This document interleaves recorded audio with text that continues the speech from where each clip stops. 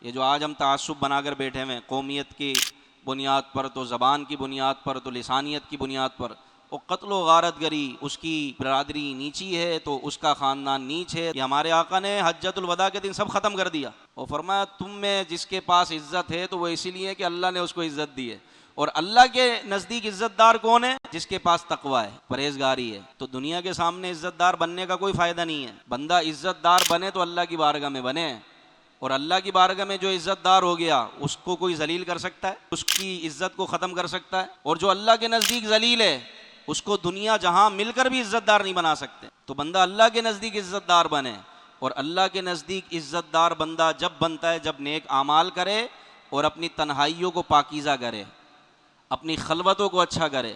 ورنہ حدیث پاک کے مفاہیم ہے کہ لوگوں کے سامنے اچھے بنتے ہو جبکہ تمہاری تنہائیاں ایسی ہوتی ہیں کہ تم اللہ سے اعلان جنگ کرتے ہو، تنہائی میں اللہ سے اعلان جنگ کرتے ہو اور لوگوں کے سامنے اچھا بنتے ہو۔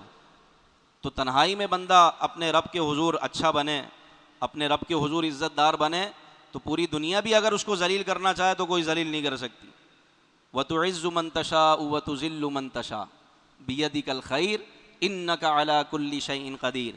تو ہی عزت دینے والا ہے اور تو ہی ذلت دینے والا ہے، ساری عزتیں سب تیرے ہاتھ میں ہیں، ساری بھلائیاں تیرے ہاتھ میں، بے شک تو ہر شے پر قادر ہے۔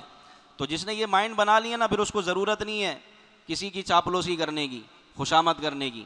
ہمارے یہاں بڑے چاپلوس ہوتے ہیں، کسی پیسے والے کو دیکھا نہیں، کسی گاڑی والے کو دیکھا نہیں، اس کے آگے پیچھے گھوم رہے ہیں، اس کے ہاتھ چوم رہے ہیں۔ ارے اللہ کے بندے، کیوں اپنی عزت؟ چاپلوسی کرنے والے کی خود اپنی عزت نہیں ہوتی۔ کسی کو عزت دینا یہ ایک الگ بات ہے، لیکن چاپلوسی کرنا، خوشامد کرنا، اسلام نے اس کو پسند نہیں کیا۔ تو کسی کی چاپلوسی کرنے سے آپ چاہتے ہیں کہ مجھے عزت مل جائے، عزت جب ہی ملے گی جب اللہ چاہے گا۔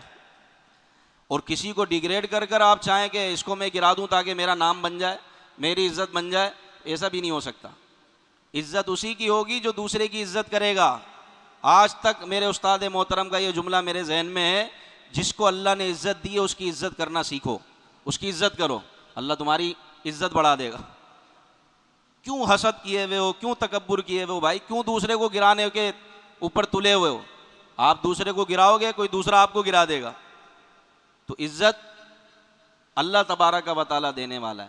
تو اگر آپ کو کسی سے کوئی خطرہ ہے کہ یار یہ، تو آپ یہ بھول جائیں، اگر اللہ نے آپ کی عزت رکھی ہے تو کوئی ذلیل نہیں کر سکتا، کوئی آپ کو آپ کے منصب سے نہیں ہٹا سکتا۔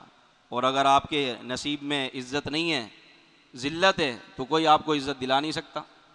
تو بندہ کام ایسے کرے کہ جس سے یہاں بھی عزت ملے اور وہاں بھی عزت ملے۔